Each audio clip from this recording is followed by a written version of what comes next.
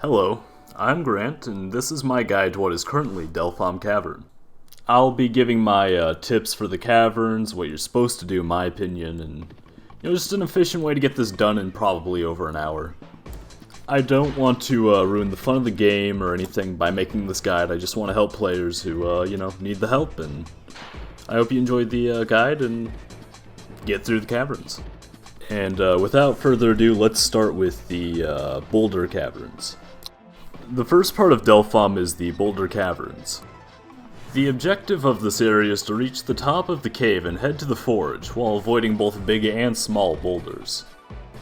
This is easier said than done, as the cave has many winding paths that may lead to a dead end, or potentially worse. I have my own method for getting to the top, although my route isn't perfect, and there is a lot of room for improvement. Don't be afraid to explore in the caves, but do be a little careful, because some of the dead ends are boulder spawns which will kill you. My advice for avoiding boulders is to hang against the wall and to move as soon as a large boulder passes. If you do this, you should be able to avoid and survive most encounters. Another word of advice, if you're hurt, you should definitely take a moment to heal. Having full health will certainly make it better if you get hit. You'll be more likely to survive. My biggest piece of advice is to not give up. The caverns are challenging, you're bound to die a few times, but don't give up. The caverns are probably the most annoying part of getting the Holy Grail, but if you give it some time, I'm sure you'll figure it out and you'll get there. And that's really all I've got to say. Good luck with the caverns, and I hope you can figure it out.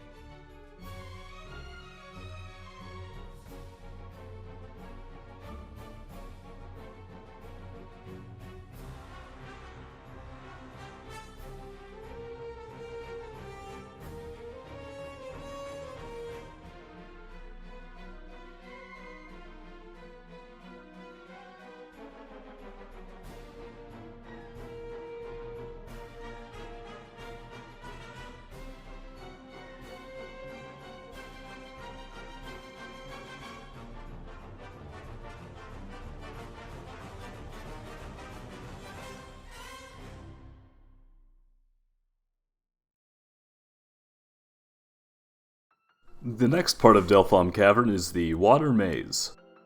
Once you reach the top of the cavern, there's a locked door. The maze holds the key. Though I can't really explain how it works, it's like swimming on a 2D plane. I don't really have much to say on the actual maze, because you can just watch the video and see how to do it, but what I will say is, if you're getting keys, get more than one, get like 5. That's assuming that you die, because, you know, you'll have to do the maze again if you get only 1 key, and you probably don't want to do that, so get like 5, 10, drop them once you're done, like I do in the video, and that's really all I've got to say on this bit. Good luck.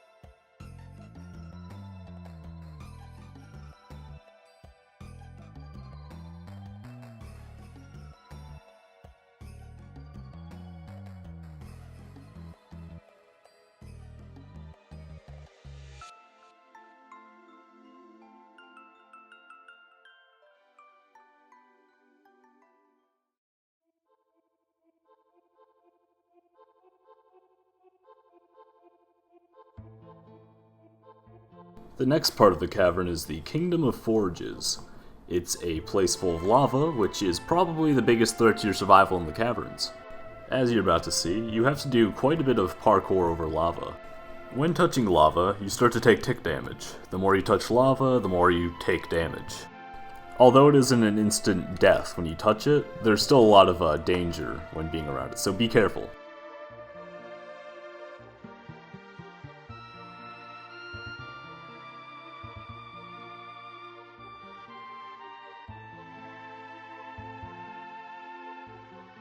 This area in particular is very easy to mess up on, and you might end up taking a little damage at these jumps you're about to see.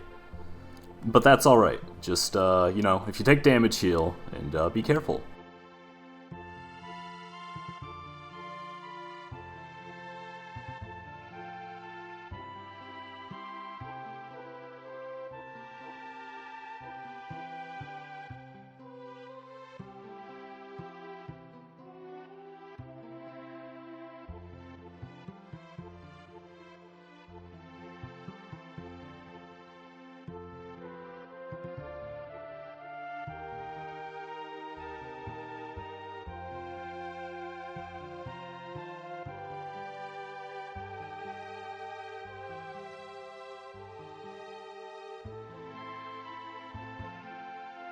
By the way, there are a lot of shortcuts in the cavern. For example, if you go to the leftmost path in this big room here, you can take a little trail directly to the red locked door. It's pretty neat. This next section, it's going to go over how you get the fire crystals, which you need to craft the fire key. And by getting the fire key, you can progress to the sliding puzzle. As you may have noticed, the Kingdom of Forges is really big. I would definitely recommend taking some time off the quest to go explore, check it out, admire what the dev did. He really did amazing with this game, and I can't wait for it to get updated and stuff, if it ever does. Now, what I'm doing here is going to get a pickaxe to mine the fire crystals, which are to the left right now. You have to go through a whole like obby to get there, but there's a little glitch you can do to skip it for the time being.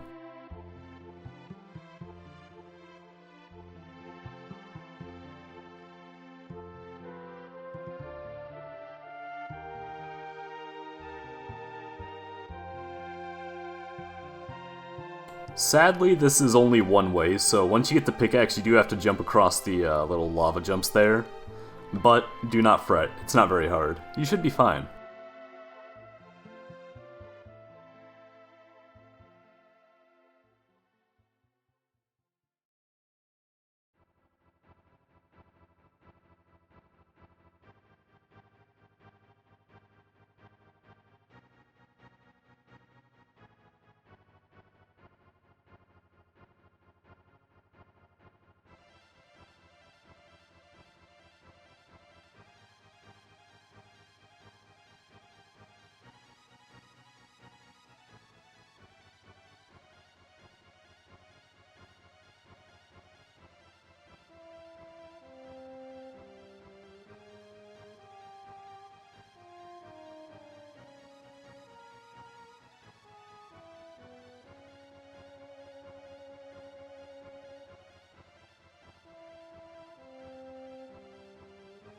Now, there is a little bit of obbying you have to do to get over to the crystals, but, you know, if you time your jumps right, you should be all good.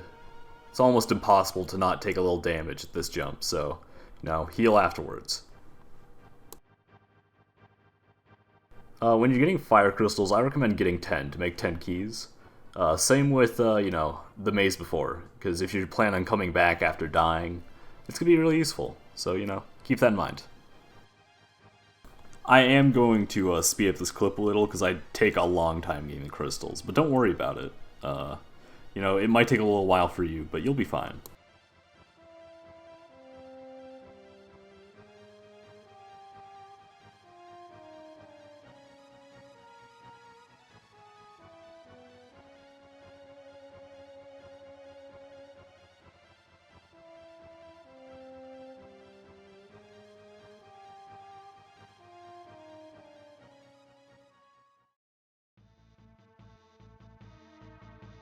Once you have the fire crystals, you need to smelt them into a key, and to do that we have to head to one of the forages, which I will show you how to get to in the video.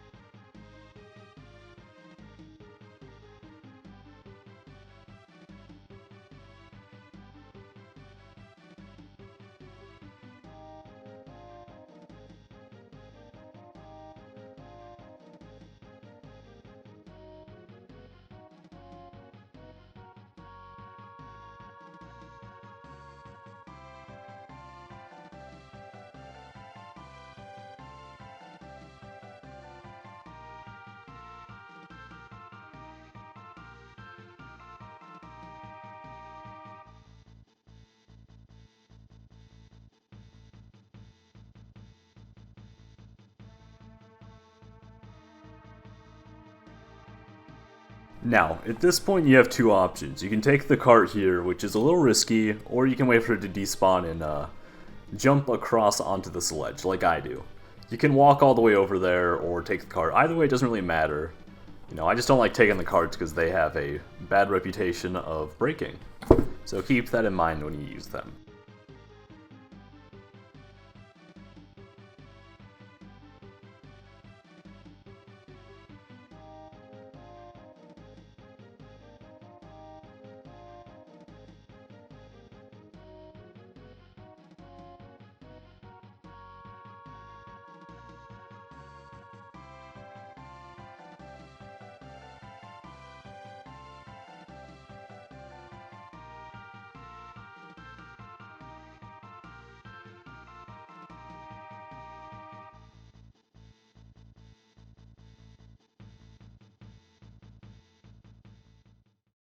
Now, for this little parkour bit, I know I make it look easy, but I can promise you, you will probably die if you're not careful, so please take your time with this and, you know, be safe. Now, here what I'm doing is smelting some of the ore, so I can make a key. So, you know, all I gotta say is please just put it in the right way. Don't, like, try and jam it in there, or else you will break the forge. And if you break it, it can't be used in the server. So be careful. And make sure to drop your keystones too.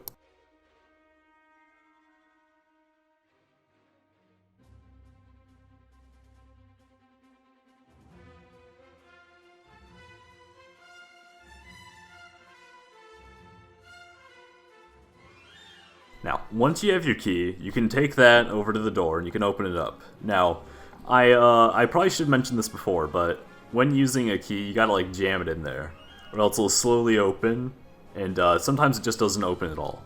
So, you know, keep that in mind.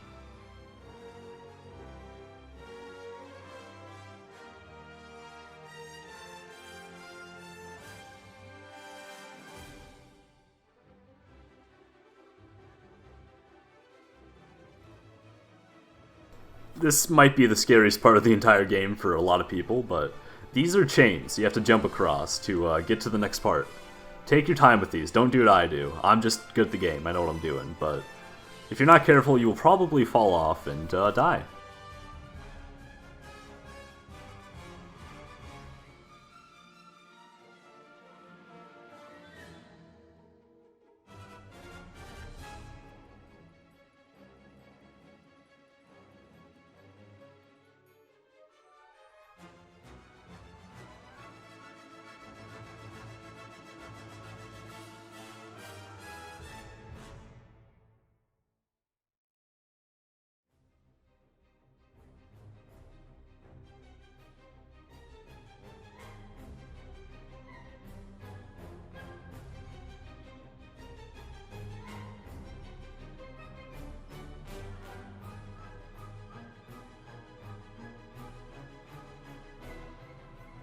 Now, this is a sliding puzzle. I know a lot of people don't do these a lot, so it's probably going to be a little tough for you.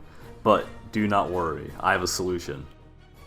In the description, there's going to be a link. It's going to be a link to a sliding puzzle solver, alright?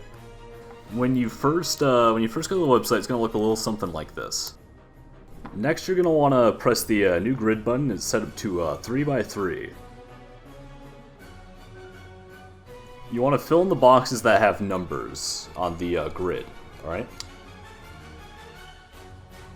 Now, the goal state for the puzzle is 1 to 9, and having the last square open. Let's say that pink is 1 in this picture and purple is 9. You want to put them in numerical order. And once you do that, it should start solving the puzzle for you, and that's all you really need to do. Sorry if I explained it kind of weirdly, I'm just not very good at explaining it at all.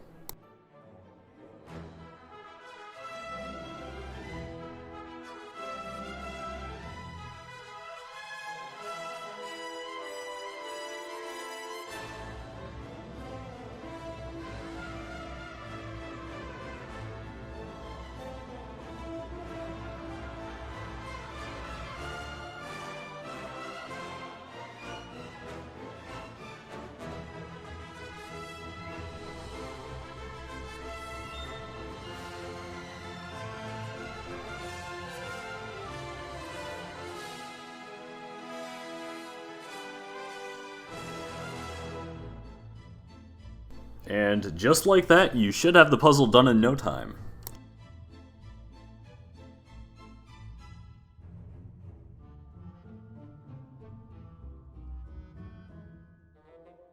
Once you press the lever, the passage to the Chrono Chasm opens up.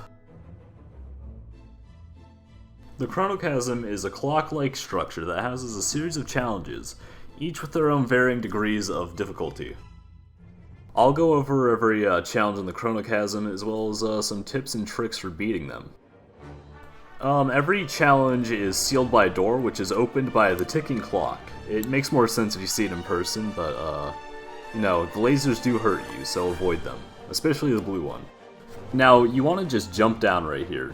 You're gonna be fine. There's a black, like, I don't know, material that does hurt a little, but you'll survive. Now, once you're down here, you want to climb to the top of the clockwork.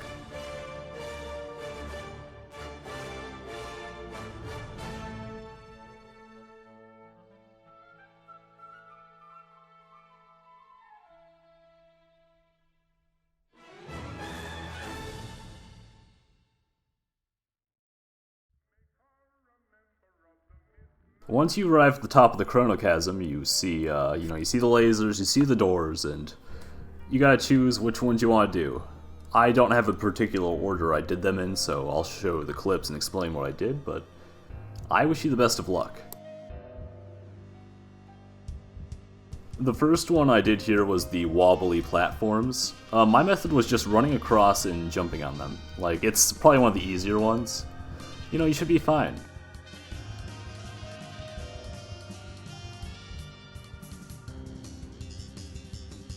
The next one I did was the springs. The method for this one is to hang along the right wall in first person and, you know, jump around. You're gonna get flung. I actually got flung to the end, which is pretty dumb, but, you know, you get the idea. This one is pretty much just a big joke. You don't have to worry about it. You just run across and, you know, it starts to swing a little bit, but it's not that bad. You'll survive.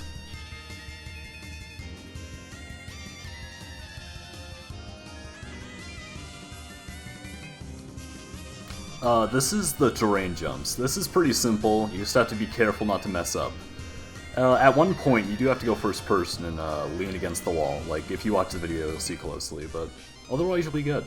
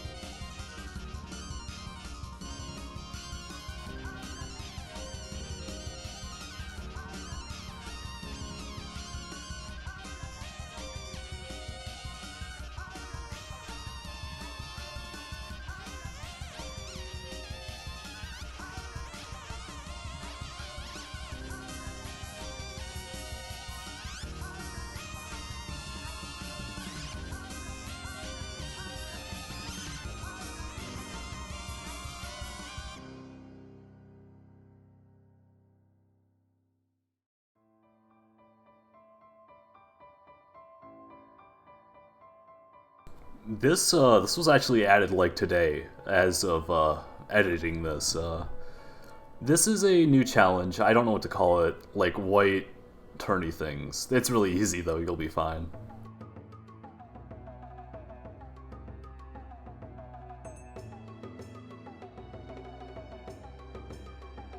Now these are light jumps. It's pretty simple. Just use shift lock. You know, if you're good at obbies, this shouldn't be too bad. You know, you just jump on them and get to the end.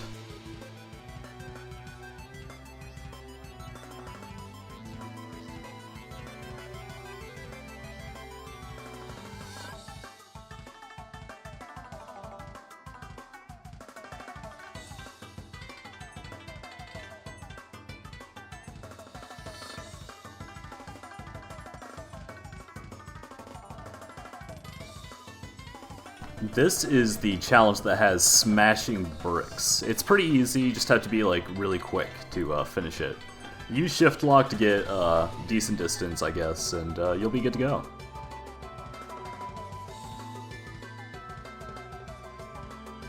Truss jumps are pretty simple. First you want to jump to the first truss and climb up to it, then you just walk along the trusses for a bit.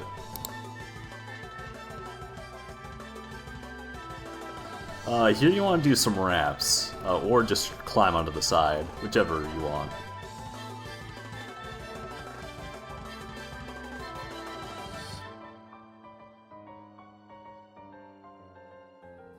Now, here you have to find the side that you can climb up. Most of these have little things blocking them, but this side does not, so you climb up that. And then you probably want to use shift lock to gently fall off, or mess up like I did. And then you go over to this one, you climb up it, because, you know, there's nothing up there. And, really, you just, go to the blue thing and you win.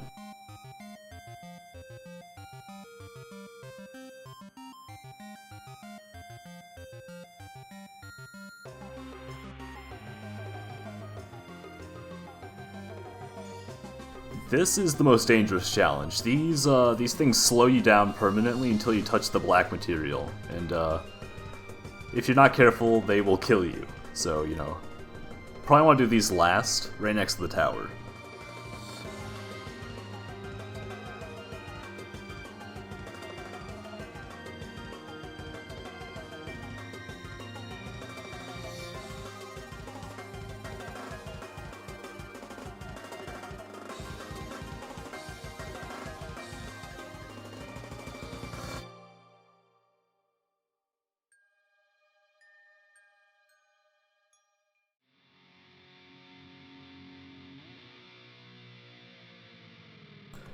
These are small jumps. You should be fine with these. They're pretty simple. Just, you know, walk across, lean against the wall, etc., etc. Use shift lock if you want. It helps for me. Good luck.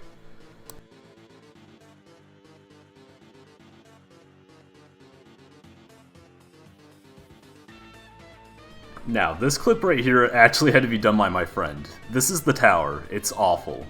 You have to do this. Just watch the video, you'll understand.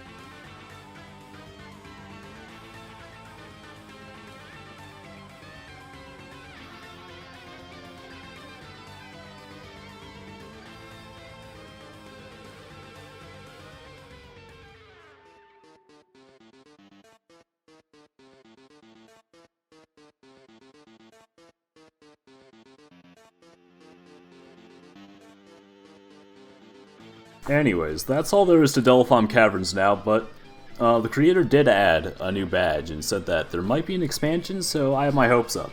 If you guys like the guide, let me know, and if you have any questions or want to critique my video, you should totally hit me up on Discord. My tag will be in the description, and thank you for watching.